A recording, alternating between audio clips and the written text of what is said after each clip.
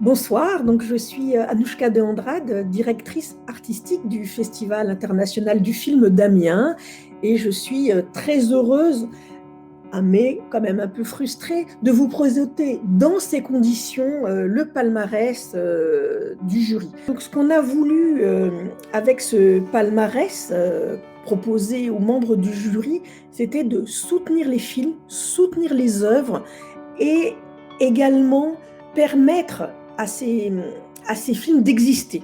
Et ça, c'est absolument important.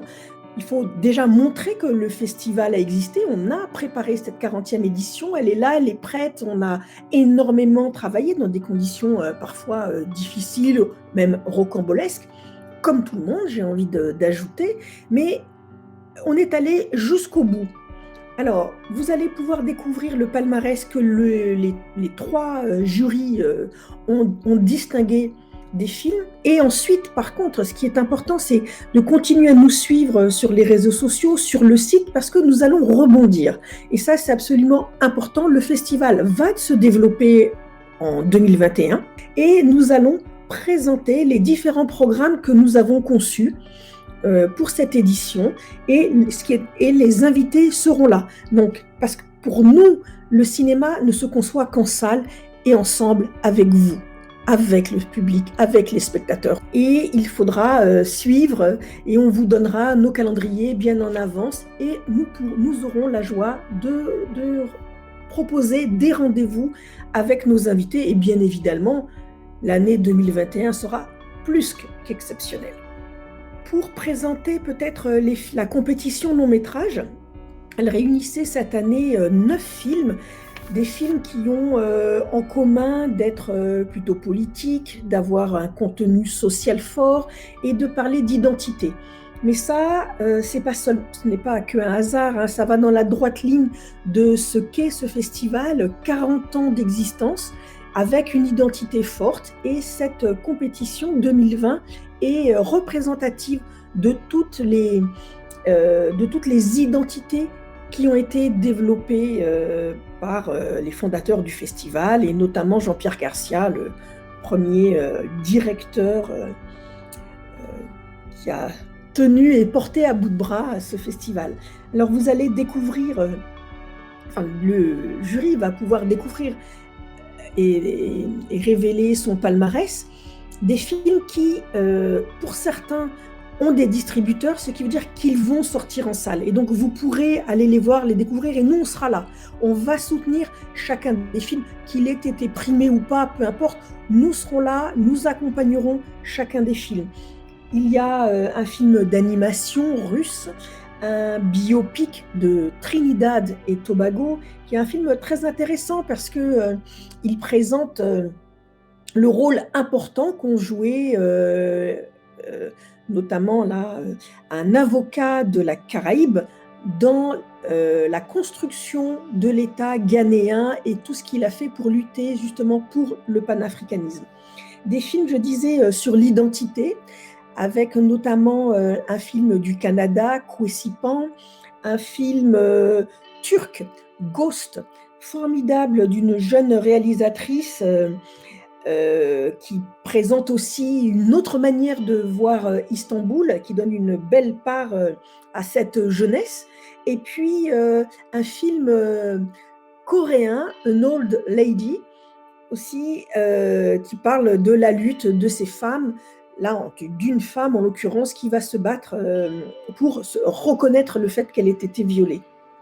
Et puis on a aussi le film de Mohamed Rassoulov, que l'on connaît bien à Amiens, puisqu'on a présenté tous ces films et qu'on a eu la chance de le recevoir il y a quelques années.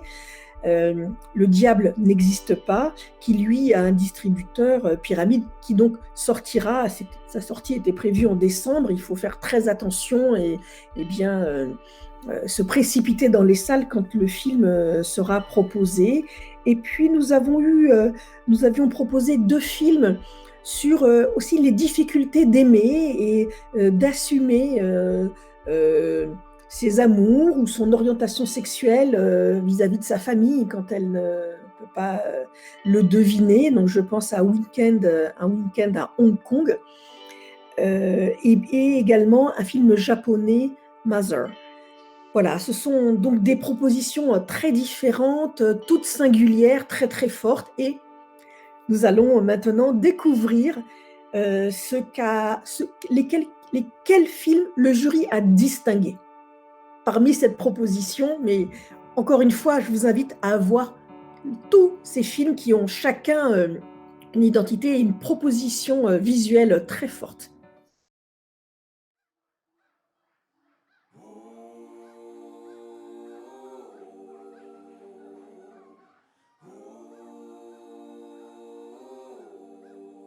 Bonjour à tous.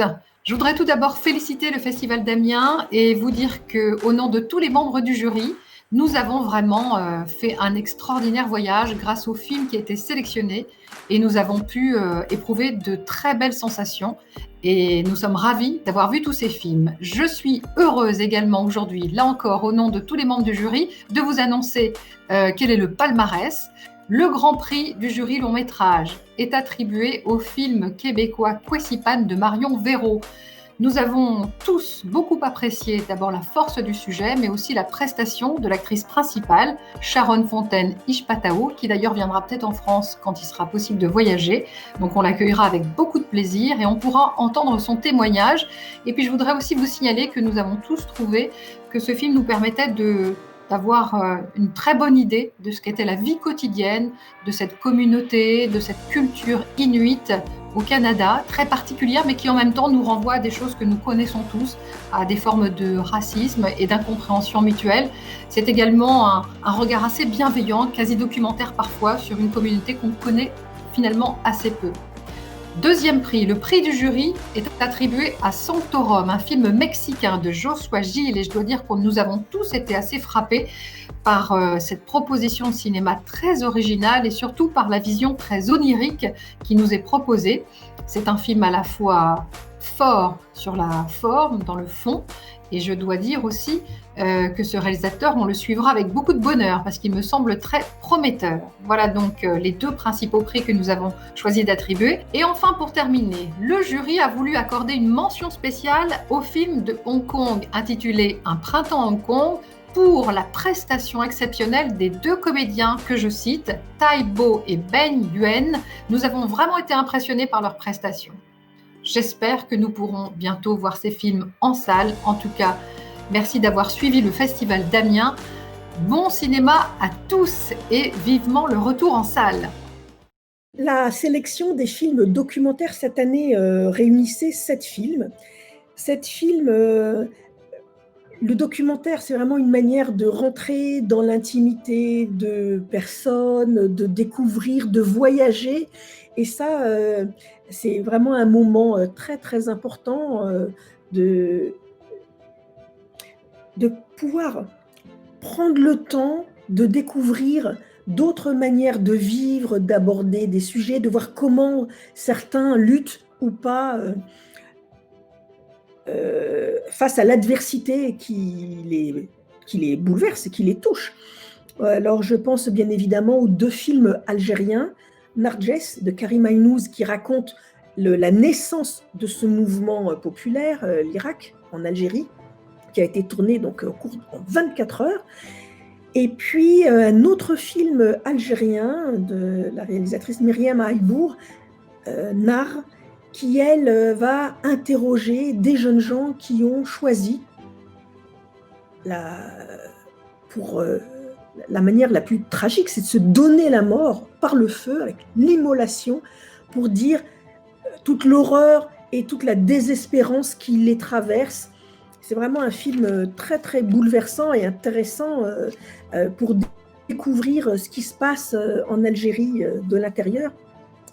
Et je parlais de voyage, alors on a un film grec qui est un voyage dans les Cyclades, très beau, un film contemplatif, mais qui est aussi intéressant. C'est une forme aussi de découvrir autrement avec ce bateau ces îles grecques.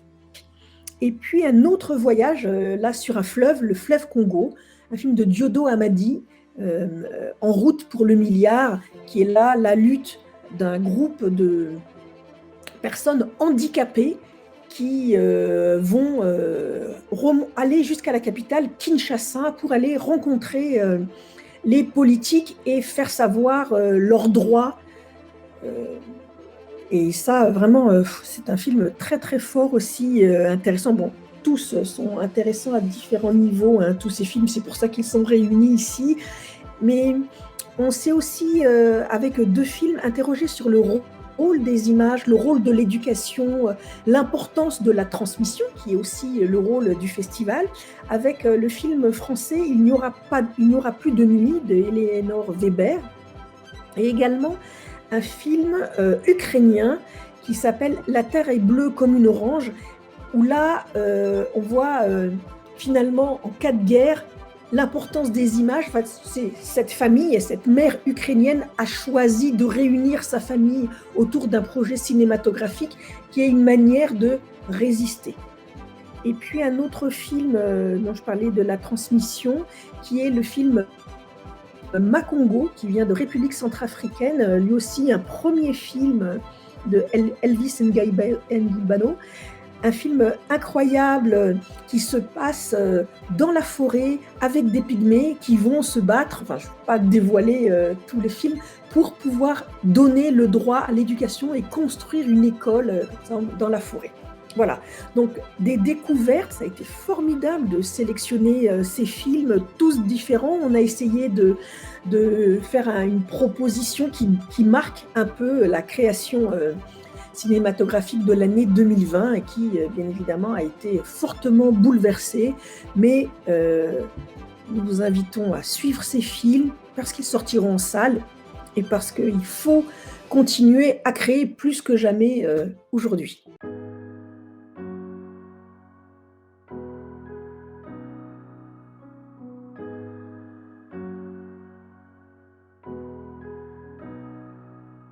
Le Grand Prix du documentaire du Festival d'Amiens est décerné à un film d'une grande puissance, une puissance à la fois humaine, poétique et politique. Et ce ne sont pas là de vains mots. Dieudo Hamadi a suivi pendant plusieurs semaines un groupe d'hommes et de femmes qui luttent depuis 20 ans pour que réparation leur soit faite suite aux mutilations qu'ils ont subies pendant la guerre des 6 jours, une guerre qui a sévi entre des groupes rebelles en 2000 à Kisangani. Une situation terrible, un sujet difficile dont le cinéaste a su tirer des moments de grâce quand ils chantent leur détresse, quand ils rejouent le moment du crime, des moments de colère aussi quand ils se heurtent au pouvoir indifférent. Il a su jouer au plus juste avec la beauté et la théâtralité de ce petit groupe courageux. Loin de faire là le portrait de victimes larmoyantes, il les a accompagnés dans leur périple hallucinant jusqu'à Kinshasa, au long du fleuve Congo, en se tenant à la hauteur de leur dignité. Le film est alors la peinture d'un radeau de la Méduse des temps modernes, une épopée humaine finalement universelle, celle des survivants de guerres absurdes. Le titre de ce film est « En route pour le milliard ». Bonjour à tous et à toutes, je suis Catherine Lamour et j'ai eu le plaisir de siéger dans le jury documentaire du Festival d'Amiens. Je suis heureuse d'annoncer que le film Makongo a gagné le prix du jury d'Amiens et va permettre à son réalisateur, dont c'est le premier film remarquable, de poursuivre son travail avec une aide technique qui lui permettra de continuer ses travaux et j'espère de nous donner un magnifique deuxième film. Bonjour, je suis Marie Bonnel.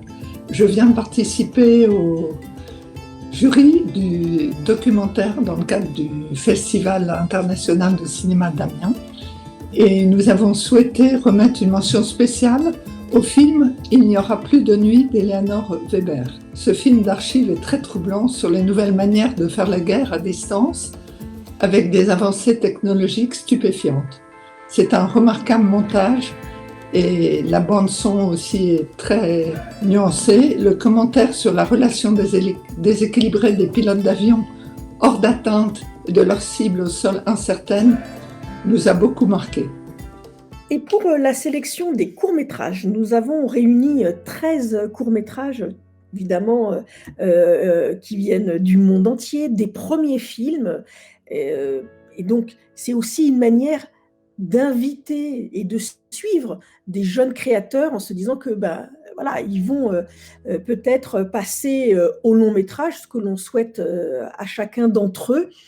Et ce que l'on a voulu aussi marquer, c'est le côté artistique et cette démarche et de soutenir ces jeunes créateurs.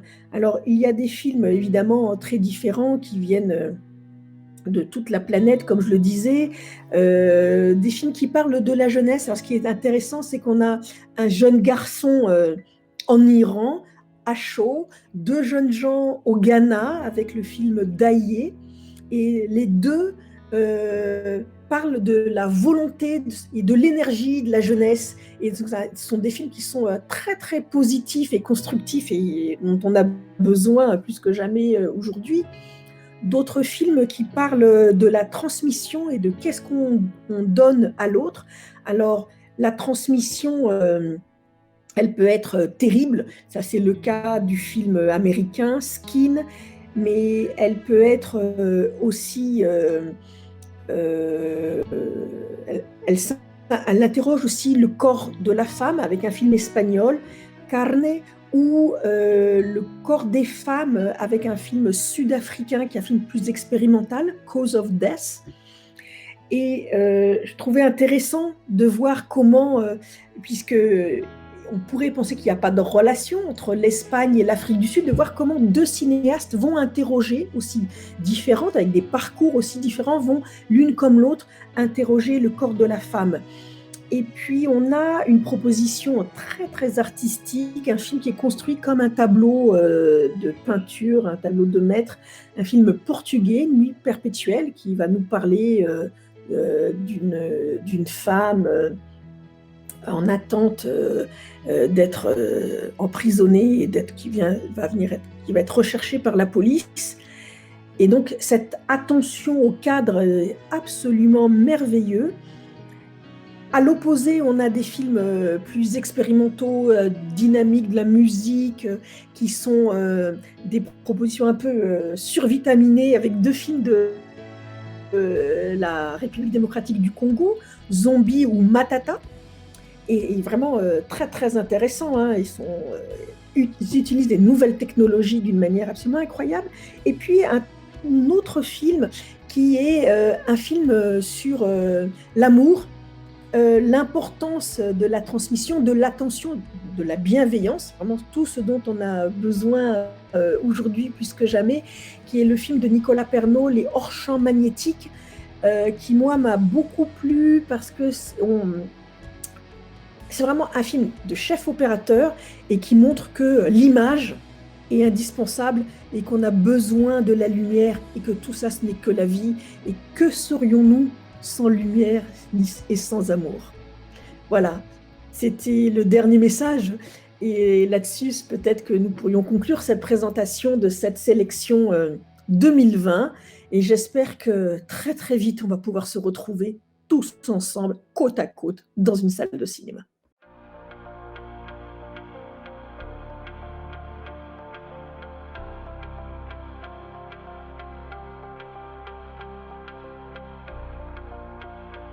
Bien, bonjour le Festival d'Amiens, heureux de vous retrouver même à distance cette année et heureux d'avoir pu participer avec mes collègues Gabriel Lazur et Thierry Nyang au jury du Festival d'Amiens court-métrage 2020.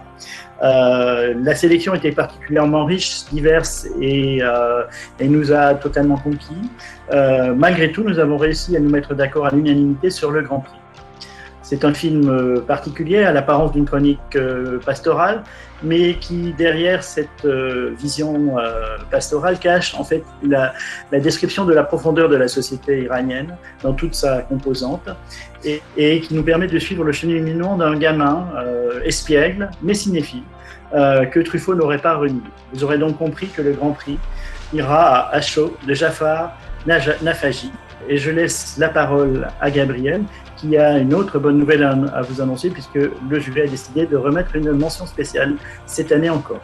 Alors, dans cette formidable sélection, nous avons voulu aussi, au-delà du prix, récompenser par une mention spéciale les 2 formidables interprètes du film de Charlie Manton, November 1st, Lindsay Duncan et Sophia Myles, qui forment un couple mère-fille absolument incroyable. Elles crèvent l'écran, elles sont complètement crédibles et on marche dans l'histoire à fond grâce à elles aussi. Et ben, j'étais ravie de participer à ce jury, même à distance, et de voir tous ces films incroyables venus des 4 coins du monde. Et j'espère la prochaine fois quand même pouvoir venir vous voir à Amiens.